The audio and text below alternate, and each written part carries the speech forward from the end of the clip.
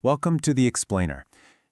For basically all of human history, we've just accepted it. We've accepted that growing old, deteriorating, and eventually passing away is just this unavoidable, inevitable fact of biology. But what if it's not? What if aging isn't actually an inescapable outcome at all, but a disease? And more importantly, a disease that we might very soon know how to treat. Today, we're diving deep into the information theory of aging. It's this absolutely groundbreaking framework that completely redefines why we get old and how we might actually be able to stop it. To really grasp why this matters so much, we have to look at how we typically view the end of life. The filmmaker Claude Lanzmann once put it like this: "Every death is violent. There is no natural death." The author of our source material, Dr. David Sinclair, really experienced this realization firsthand while watching his fiercely independent grandmother, Vera, slowly decline. Vera was incredible. She survived World War II, lived in primitive New Guinea, and was just full of this youthful rebellion. But her final decade was entirely defined by frailty and sickness, until she eventually just resigned herself to it, saying, "Well, this is just the way it goes." But why do we accept this? Why do we accept that tragic, slow decay as a good, long life? Why do we just accept that the person she truly was had to die years before her physical body actually failed? So, scientists had been hunting for the culprit behind this decay for decades.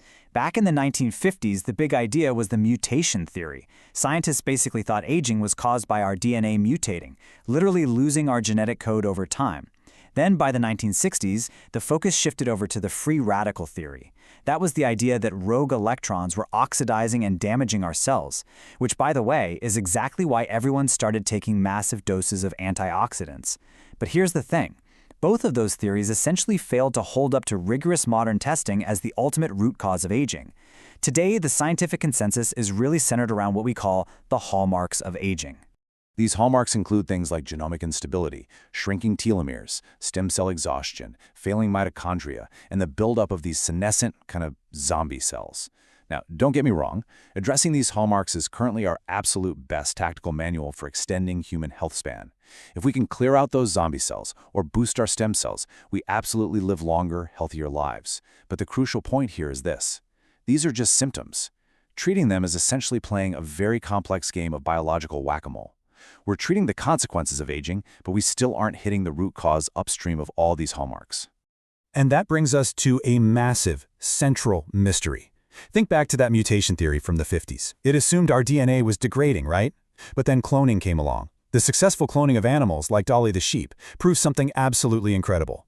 It proved that the nuclear DNA of an old adult animal still retains every single piece of information needed to create a perfectly healthy, brand new, youthful life. Think about it. Clones are not born old. So if our digital genetic blueprint is still perfectly intact when we're 70 or 80 years old, why on earth do we age? Well, this mystery points to a massive scientific pivot.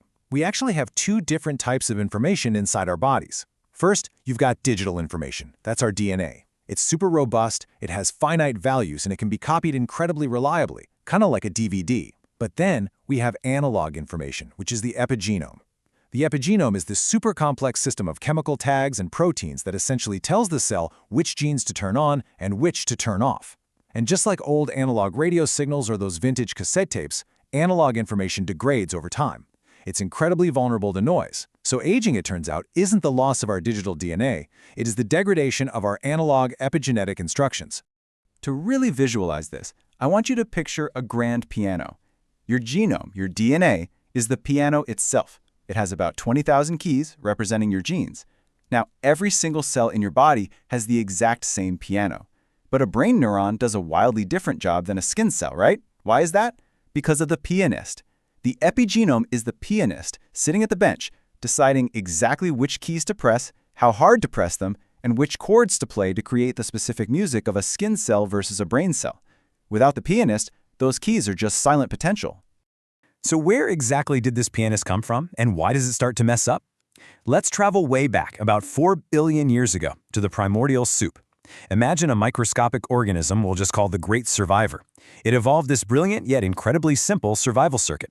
When times were good, gene A allowed the cell to reproduce. But if the cell's DNA happened to break, say from a burst of cosmic radiation, reproducing in that state would be fatal. So the protein made by gene B would leave its post, rush over to repair the DNA break, and temporarily halt reproduction. It literally prioritized repair over growth. And then, once the DNA was totally fixed, the protein went back and reproduction resumed. Fast forward a few billion years, and it turns out we have inherited an advanced version of this exact same circuit. In mammals, including us, the descendants of that ancient gene B are a family of proteins called sirtuins. You can think of these as our cellular emergency workers. They sit right at the top of our cellular control systems. Normally, they're super busy bundling up our DNA, keeping certain genes silent, essentially guiding that pianist we talked about. But the moment our DNA breaks, these sirtuins have to drop everything. They leave their gene stations and rush straight to the side of the break to coordinate the repair. This ancient circuit is the absolute heart of the information theory of aging. We start out in youth, where the epigenome is perfectly tuned. But just by living our normal daily lives, our DNA breaks trillions of times a day. This causes what's known as sirtuin distraction. The emergency workers rush out to fix the broken DNA. Now usually, they do find their way back home, but over years and decades of these constant, endless emergencies, some of them actually get lost. They just don't return to their posts. And this leads directly to epigenetic noise. The genes they were supposed to be keeping silent suddenly wake up and turn on. The cell loses its identity, which leads straight to senescence and the classic diseases of aging. Let's bring it back to our piano metaphor to see what the result actually looks like. If those sirtuins don't return to their stations, it is exactly like our virtuoso pianist suddenly starts striking the wrong keys. At first, it's just one wrong note in a beautiful concerto. You barely even notice it when you're 30 or 40. But over time, more and more wrong notes are played. Genes that should absolutely be off turn on, and genes that should be on turn off. Skin cells start behaving a little less like skin cells. This chaotic epigenetic noise eventually ruins the music entirely. The pianist effectively becomes demented, and our tissues and organs begin to fail. Now, I want to be clear, this isn't just a beautiful metaphor, it is backed by decades of intense laboratory science. It all started with simple yeast cells. Researchers mutated a specific gene in yeast to cause rapid DNA tangling and breaking, and the results were just astonishing. The yeast's ribosomal DNA became completely chaotic. Honestly, under a microscope, it looked like the cell's nucleolus had just exploded. The sirtuin proteins panicked and rushed over to fix the damage, completely abandoning their normal posts. And because of this massive distraction, the old yeast cells lost their sexual identity, they became sterile, and they died rapidly. The DNA damage had directly triggered the hallmarks of aging simply by distracting the sirtuins. But okay, yeast is just a single-cell fungus, right? The big question was whether this ancient survival circuit also controlled aging in complex mammals, like us. So, researchers posed a massive, incredibly difficult challenge. Can we artificially induce this epigenetic noise in a mouse and give it the physical disease of aging without actually altering or mutating its digital DNA code? If they could pull that off, it would definitively prove that epigenetic noise is the true upstream root cause of aging. To answer this, they created what they called ice mice, which stands for inducible changes to the epigenome. They used a very specific enzyme from a slime mold that acts like a highly precise pair of molecular scissors. They engineered these mice so they could flip this enzyme on with a drug, causing it to safely snip the mouse's DNA in non-coding areas. Now, the absolute key here is that the cells could easily paste these cuts back together without causing any genetic mutations whatsoever. All those cuts did was create a massive, fake emergency. It forced the sirtuins to rush away from their normal posts, totally distracting them to deal with the repair. And the results? They were absolutely mind-blowing. Take two mice of the exact same chronological age, 16 months. The normal mouse has thick fur, a strong spine, and bright, clear eyes. But the ICE mouse? It's got thinning gray hair, a severely bent spine, cloudy eyes full of cataracts, frailty, and significant bone loss. When they checked the Horvath epigenetic clock, it confirmed that the ICE mouse had biologically aged 50% faster. The researchers didn't cause a single mutation. All they did was distract the cellular repair crews. They proved, beyond a shadow of a doubt, that epigenetic noise alone causes the physical decay that we associate with old age. Which really brings us to this profound realization. Aging, quite simply, is a loss of information. It is not the loss of our digital DNA blueprint. That blueprint is still locked deep inside our cells, perfectly intact. Aging is the loss of our analog instructions, those epigenetic marks that tell our cells exactly how to read that blueprint. Our bodies essentially just forget how to play the music of youth because the epigenetic noise totally drowns out the original signal. Now, if you're sitting there thinking this noise is just an inescapable rule of nature, it's actually not.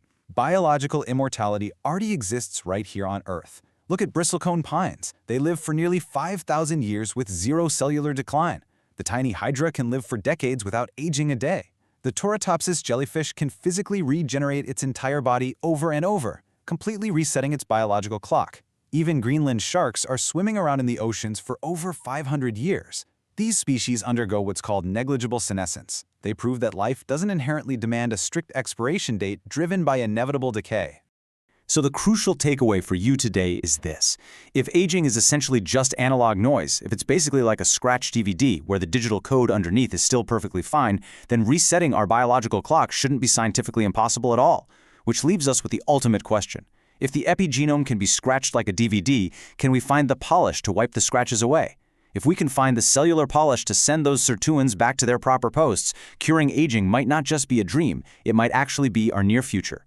Thank you so much for joining me for this explainer, and definitely stay curious out there.